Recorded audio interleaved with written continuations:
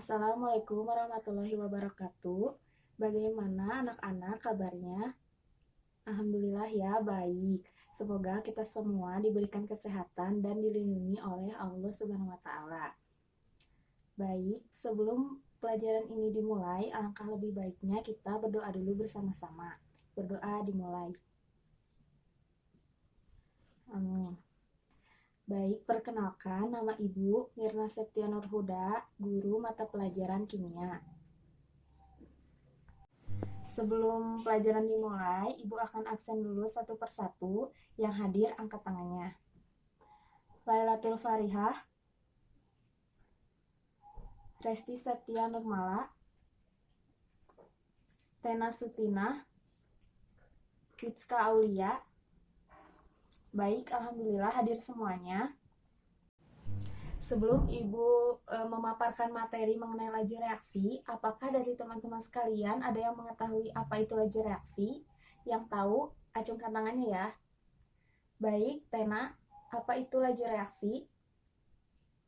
Baik, benar ya apa yang dipaparkan oleh Tena. Nah, sekarang Ibu akan menjelaskan kembali apa itu materi laju reaksi. Laju reaksi merupakan perubahan konsentrasi dari reaktan maupun produk per satu satuan waktu. Nah, laju reaksi ini merupakan berkurangnya konsentrasi reaktan dan bertambahnya konsentrasi produk. Nah, persamaan reaksinya itu, misalnya zat A bereaksi dengan zat B menghasilkan produk C dan D.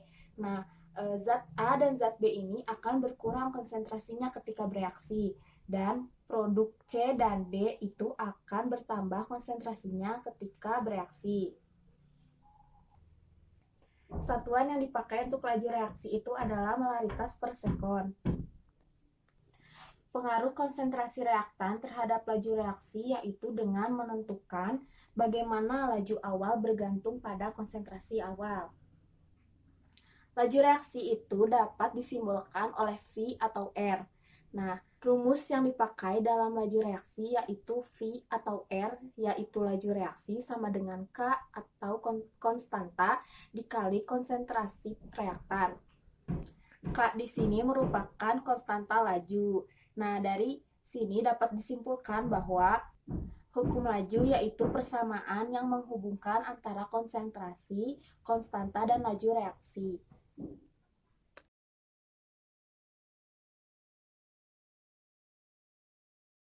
Nah, yang selanjutnya yaitu mengenai teori tumbukan. Teori tumbukan menyatakan bahwa partikel-partikel reaktan harus bertumbukan dalam suatu reaksi.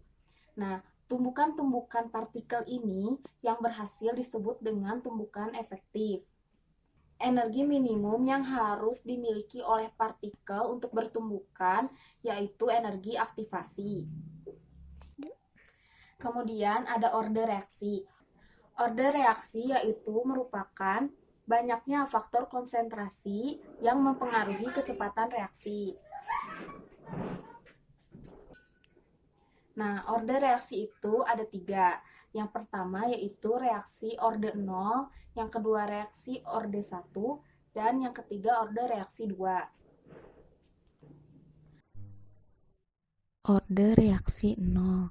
Dalam orde reaksi 0, laju reaksi independen dari konsentrasi reaktan, sehingga perubahan konsentrasinya tidak mengubah laju reaksi. Orde pertama. Reaksi orde pertama yaitu jika laju reaksi bergantung pada satu reaktan dan jumlah eksponennya 1. Orde kedua. Orde reaksi kedua jika ordenya secara keseluruhan berjumlah 2. Adapun faktor-faktor yang mempengaruhi laju reaksi, yang pertama yaitu konsentrasi reaktan. Semakin tinggi konsentrasi reaktan, maka akan mempercepat tumbukan yang terjadi antar partikelnya, sehingga laju reaksinya akan meningkat. Nah, contohnya pada korosi besi di udara. Semakin tinggi konsentrasi H2O atau udara, atau semakin tinggi kelembapan udaranya, maka lajunya akan meningkat. Nah, yang kedua yaitu luas permukaan bidang sentuh. Semakin besar luas permukaan bidang sentuhnya, maka akan mempercepat tumbukan yang terjadi dan mempercepat juga laju reaksinya.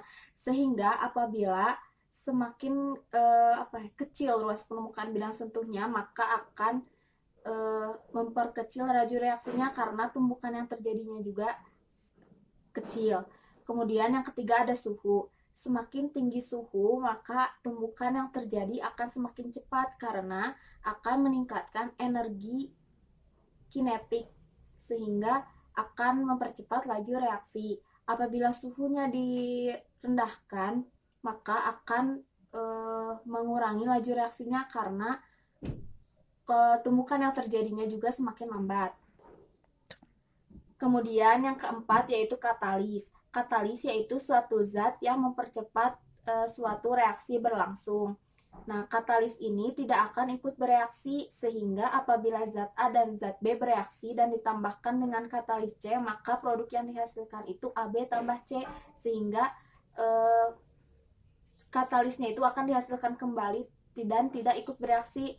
Nah, katalis itu terbagi menjadi dua, yaitu katalis homogen dan katalis heterogen.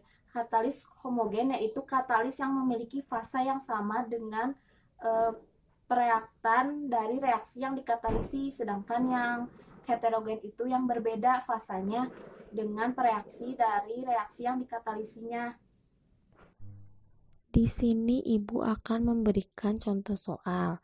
Yang pertama, pada eksperimen dalam reaksi berikut yaitu 2NO gas ditambah Br2 gas menjadi 2NOBr gas. Di sini diketahui eksperimen 1, 2, dan 3.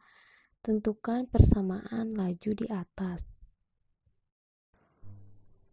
Untuk menjawab soal tersebut, pertama-tama kita harus mencari order reaksi NO dengan melihat data eksperimen 1 dan 2. Dengan rumus V1 per V2 sama dengan konsentrasi NO dan Br pada V1 dibagi konsentrasi NO dan Br2 pada V2. Sehingga dapat dihasilkan order reaksi NO adalah 1. Kemudian setelah itu kita mencari order reaksi untuk Br2 dengan melihat data eksperimen 1 dan 3. Rumusnya sama seperti yang sebelumnya, sehingga didapatkan Y sama dengan 2, sehingga order reaksi Br2 adalah 2. Ketika sudah menentukan order reaksi NO dan Br2, kemudian dilanjut dengan menuliskan persamaan laju, yaitu V sama dengan K dikali konsentrasi NO pangkat 1 karena order reaksinya 1, dikali konsentrasi Br2 pangkat 2 karena order reaksinya 2. Kemudian untuk contoh soal kedua, yaitu suatu eksperimen menghasilkan reaksi 2H2 gas ditambah 2NO gas menjadi 2H2O gas ditambah N2 gas. Dengan diketahui persamaan laju V sama dengan K dikali konsentrasi H2 pangkat 1 dikali konsentrasi NO pangkat 2 dengan nilai K 1 kali 10 pangkat min 8. Dan diketahui pula mol dari H2 yaitu 10 mol dan mol dari NO yaitu 5 mol. Direaksikan dalam bejana 5 liter. Kemudian ditanyakan laju reaksi. Nah, dari soal tersebut kita dapat langsung menjawab menggunakan rumus, yaitu V sama dengan K dikali konsentrasi H2 dikali konsentrasi NO dengan order reaksi yang tadi sudah diketahui, sehingga V sama dengan K dikali konsentrasi H2 pangkat 1 dikali konsentrasi NO pangkat 2. Kemudian dimasukkan masing-masing variabel. dan didapatkan hasil dari laju reaksi yaitu 2 kali 10 pangkat min 8. Kemudian materi selanjutnya yaitu mengenai bahan-bahan kimia yang ada di laboratorium. Nah, Ibu akan memaparkan cara penyimpanan dari bahan-bahan kimia yang ada di laboratorium. Nah, yang pertama yaitu bahan kimia beracun atau toksik. Nah, bahan kimia toksik ini yaitu penyimpanannya itu harus jauh dari jangkauan sehingga tidak akan membahayakan sesama.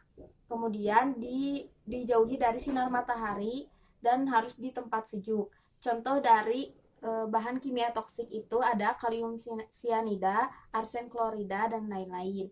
Kemudian yang kedua yaitu bahan korosif.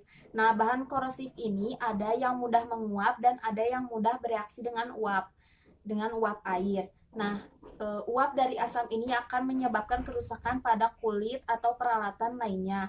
Nah, penempatan dari bahan kimia korosif ini harus jauh dari jangkauan di tempat sejuk dan sebisa mungkin dihindari dari panas matahari dan dijauhi dari udara terbuka karena jika bereaksi akan bahaya. Nah, tempat penyimpanan dari bahan korosif ini harus tersedia air yang mengalir. Nah, hal ini untuk mengurangi cedera yang akan terjadi apabila laboran terkena bahan, sehingga akan lebih mudah untuk penanganan pertolongan pertama. Contoh dari bahan korosif ini yaitu asam klorida dan asam sulfat. Kemudian yang ketiga yaitu bahan mudah terbakar. Nah, bahan mudah terbakar ini itu ada dua, misalnya ada zat padat dan cair. Nah, yang zat padat ini akan lebih lambat perambatan kebakarannya, sedangkan yang cair ini cepat, sehingga penyimpanannya harus benar-benar diperhatikan. Contohnya, bahan yang mudah terbakar ini harus dijauhkan dari bahan yang tergolong oksidator kuat, karena jika bereaksi akan menyebabkan mudah terbakar. Kemudian harus ditempatkan di tempat sejuk dan tidak boleh terkena dengan panas matahari secara langsung. Kemudian yang selanjutnya adalah bahan kimia oksidator. Nah, bahan kimia ini akan mudah bereaksi dengan udara, sehingga penyimpanannya harus diperhatikan dan dijauhkan dari udara. Nah, bahan oksidator ini pun akan bereaksi apabila tidak ada udara sekalipun, sehingga penyimpanannya harus benar-benar sejuk. Nah, contohnya yaitu ether, alkohol, benzen. Kemudian yang selanjutnya ada bahan yang mudah meledak. Nah, bahan mudah meledak ini yaitu jika suatu zatnya itu jika bereaksi itu akan mengalami tekanan yang besar sehingga akan menyebabkan ledakan.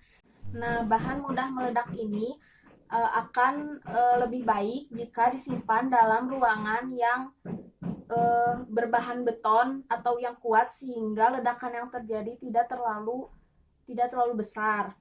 Kemudian dijauhkan dari jangkauan. Contoh dari bahan mudah meledak ini yaitu dinamit. Kemudian, Ibu meminta kalian untuk mengerjakan LKS dari nomor 1 hingga nomor 10.